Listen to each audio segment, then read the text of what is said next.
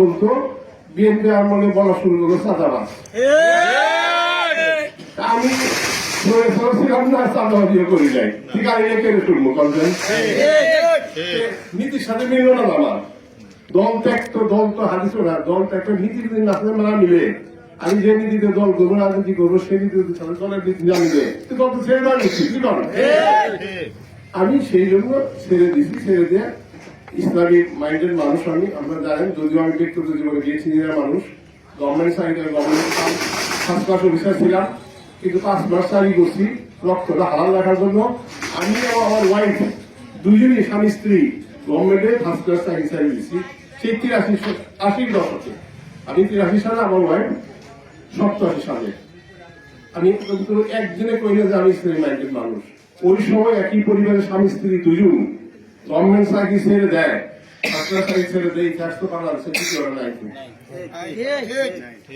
এটা আমি সেই দৌড়ার চাই, কাজে আমি প্রমাণ করে দেবো যে আমি ইমানের সাথে চলার চেষ্টা করছি, আমি মনের পথে চলার চেষ্টা করছি। দ্বিতীয়ত কথা হলো যে আমি আমার আল্লাহ ইমান পরীক্ষায় আমি যখন কিছু পরীক্ষায় উত্তীর্ণ হতেছিলাম, আল্লাহ রহমত আমাকে আসতেছিল। আমার জীবনে বহুত পয়সা কামাইছি আমি। এবং আপনারা জানেন অনেকে হয়তো, আমি মেরান্দা বাজারের মধ্যে বিভিন্ন মসজিদ মাদ্রাসার গত 40 বছর ধরে 4টে জায়গায় মসজিদ, মাসা, ঈদগাহ মাঠ, কবরস্থান আমার কাছে গেছে, কেউ ফিরে আসছে, আমার সাধ্য মতো আমি দিই নেই, কেউ বলতে পারবে না। সেটা কয়েক হাজার হতে পারে। আপনারা বড় মসজিদ যারা আছেন জিজ্ঞেস করে দেখবেন। কিন্তু আমি বলবো যে নির্মাণ ইন্ডাস্ট্রি হওয়ার পারলেন কেন, আমি হতে পারতাম। কিন্তু ইন্ডাস্ট্রি করতে গেলে ব্যাংক লোন নিতে হয়, ব্যাংক লোন নিতে হলে সুদ দিতে হয়, সুদ। হ্যাঁ, আমি জীবনে সুদ খাবো না, দিবও না, তার জন্য ইন্ডাস্ট্রি করিনি। আমার নীতির এখানে বললাম, সেই নীতির মানুষ আমি শেষ জীবনে এসে আমি চাঁদাবাজি করতে যখন দেখলাম মেলান্দা সারা দেশে একটা দল, আমরা যে দোষী বললাম আওয়ামী লীগের, তার চেয়ে বড় দোষ পেয়ে গেল না শুরু করে দিলাটা। আওয়ামী লীগের দল করতে বলি আমরা, সেই দলগুলিকে ফাঁকা আছে, হ্যাঁ ফাঁকি আছে, তাহলে তাদের দোষ কেন বলবো আওয়ামী লীগের? বিএনপির হয়তো বলা ঠিক উচিত দেয়, বিএনপির আওয়ামী লীগের দোষী বলা ঠিক দেয়, কারণ ওই জায়গাটা ফাঁকা নাই, চাঁদাবাজি দেখা ছিল, দুর্নীতি দেখা ছিল। এই ইউনিয়ন থেকে শুরু করে হাট ঘাট মাঠ, চাঁদাবাজি ধান্দাবাজি সবই বড় হয়ে গেছে, তাই না?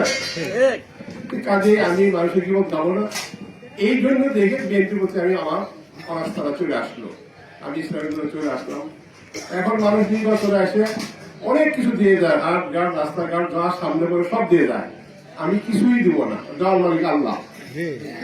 আমি একটা কথা বলে যাবো সংক্ষেপে, আমি আপনাদের আমানত রক্ষা করবো, রক্ষা করবো, আমি হারামের মধ্যে যাবো না। আমি এইগুলো আমার বড় কথা। এই আমানত রক্ষা করতে গিয়ে আমার যতটুকু সাধ্য হয় ততটুকুই আমরা আপনাদের করার চেষ্টা করি ইনশাআল্লাহ।